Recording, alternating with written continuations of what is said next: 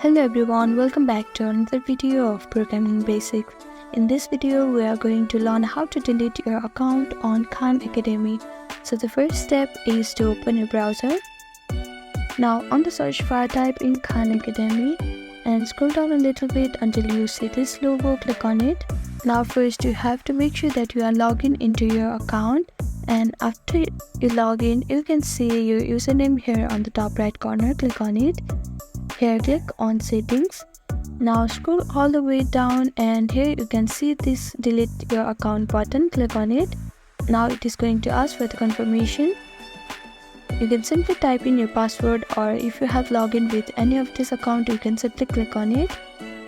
Now click on login.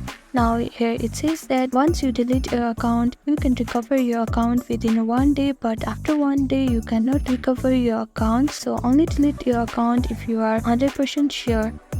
After that, click on this delete button here, and following the simple and easy step, you have successfully deleted your account in Khan Academy. Thank you for watching this video. I hope this video was helpful to you.